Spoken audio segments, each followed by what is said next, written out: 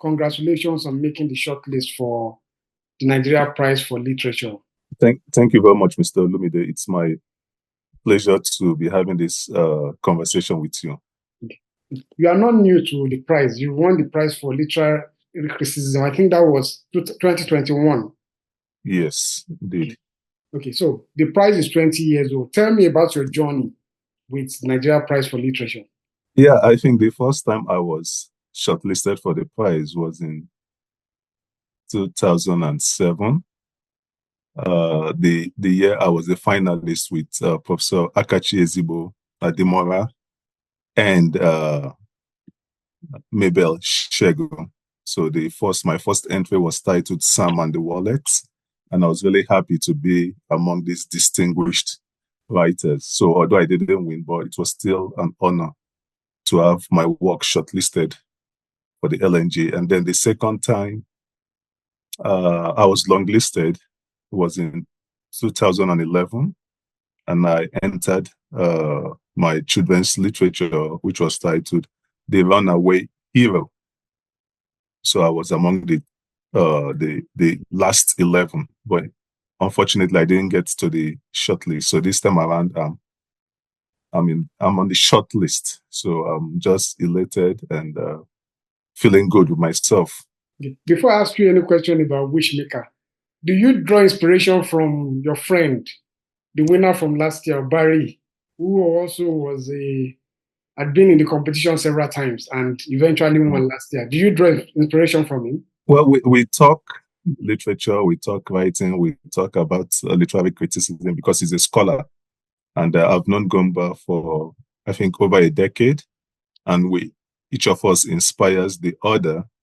And but writing this work, I draw inspiration from various sources, from my own life, from what is happening to poor people, and then to really think about the riverine area. So, but Gomba has been a very good friend of mine. So tell me more about Wishmaker. So Wishmaker is, as you know, it's a children's novel. It's targeted for ages 8 to 12. It's centered around a young boy, a 9-year-old boy actually, called Ebele, who lives with his mother, who is a poor woman struggling to make ends meet. And then he wants a bicycle for the Christmas gift. But incidentally, the mother can't really afford anything because she's just struggling. Lots of people are owing her. She sells plantain. She goes about the village hawking plantain. And then this boy, his friends, they make fun of him because he's poor. And they told him that, oh, well, we're going to be in our best Christmas clothes. We have this, we have that. What do you have? And he has nothing. And so he was always wishing that the mother would be able to sell all her plantain, and then she'll be able to buy him a special gift, which was a bicycle. Unfortunately, the mother can't afford that. And then a stranger comes into his life, and this stranger is an eccentric, quirky, but funny character. And the boy and the stranger, they strike up a friendship. And in the end, I don't want to go into all the detail, but in the end, everything worked out well for him. Okay, so beyond telling a compelling story about a young boy, you also told the story of the Niger Delta. Was that significant in this story, or it just happened? So I'm from an oil producing area in Imo State. I'm from Ibema, which has a Shell and Ajip in some of the villages. And so I always wonder about the kind of activities that are going on there.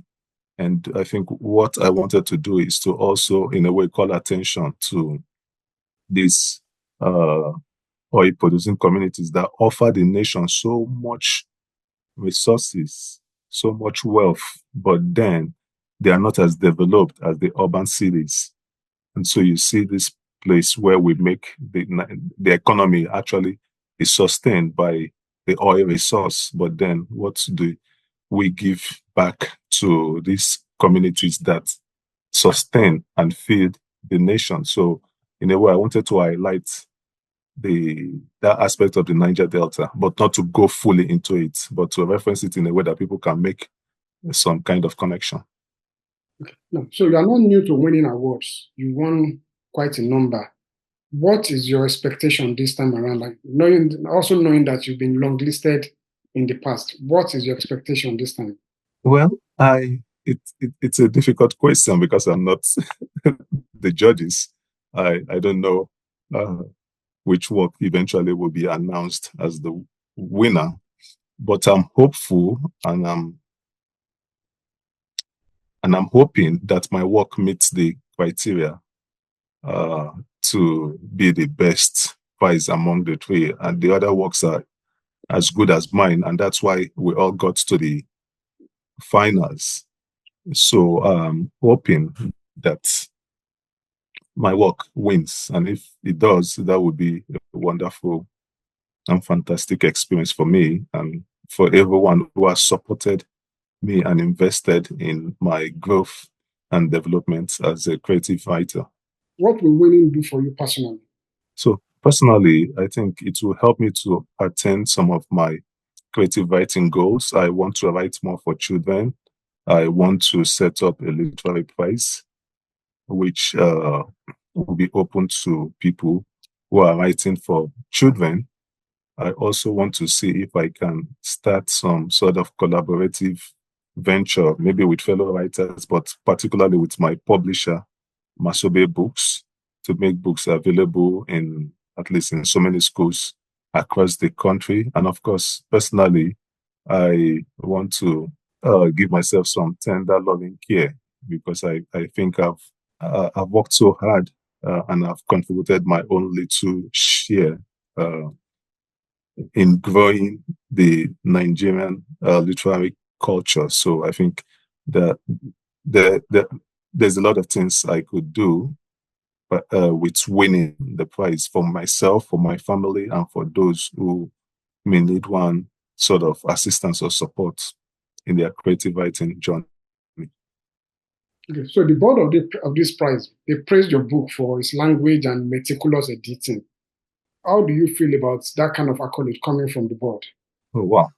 Now you mentioned it, I think I think that's a big accolade. Yeah, that's a big accolade, and it makes me feel glad that they recognized that because I'm a poet, as you know, and I really like to think about language, not just to write in ordinary language, but to write in a way that the language is a bit poetic, it's rich, it's layered, and then to make it more exciting for people to read, not just to tell a story, but to tell a story in a way that makes them imagine. So words, in a way, or language serves as a vehicle for imaginative connections with the world or with the world I'm creating in the story. And I think that makes me feel delighted that they noticed my language and the editing of the work. So did you write this book for this prize? No, this book was written in 2021 and this prize were in 2024. So I wrote the book 3 years ago. And I wrote the book because I wanted also to write a book about that blends reality and magic. So it's a magical realist novel. So, and in a way, I made the stranger ambivalent. So you may say the stranger is a spirit, is an angel, is whatever, but to bring in a bit of fantasy because there are also moments that are magical in the story. So I always had this idea of writing a different kind of story because my previous novels are mostly realist. But of course, I've written another book, Gogo and the Slimy Green Grub, which is a bit of what you may call fantasy. Yeah, because you have an alien who comes into this boy's house because the boy is messy and keeps his house untidy. So I just like writing for children and writing for adults. And I think this is almost, if I'm not mistaken, my sixth or seventh book for children. Okay. So, what do you think prizes like the NLNG Prize for Literature, what do you think it does for the literary space? I think the LNG Nigeria Prize for Literature, it's a big deal. It's done so much to revive and promote the reading culture. It's been there for 20 years, and I'm really impressed that they've been able to sustain this long-term commitment, because there are so many other corporations that started um, endowing literary prizes, but they've all fizzled away. I can remember Etisalat when it started, and then some other companies that tried to institute prizes, literary prizes in Nigeria, but they've all faded away. And for the LNG to have been able to sustain this for 2 decades, I think that is pretty amazing. And it's on so many levels. It has helped a good number of Nigerian writers. It has called attention to the fact that Nigerians are writing and Nigerians are reading. And I think it has also positioned some writers to take their crafts more seriously. And I think that's one of the good things, because in a country where there's so much wealth and writers are not really recognized or have their works validated, the Nigerian Prize for Literature has really done so much. And I just want to encourage them to keep doing, and also use this opportunity to call upon other private stakeholders in the book industry, as well as the government, to invest some more into the Nigerian print culture, book industry, and literary activities, because a reading nation is a nation that is on a path to developing its critical human capacity. And in Canada, in so many countries, you see how much the government spends. Government actually subsidizes book publishers, particularly the local independent book publishers. They receive money from the state, from the federal, and they have access to grants, to funding from the government. And I'm hoping that someday this will be a possibility in Nigeria, where government will say, okay, we're setting aside 1% of our budget for the book industry.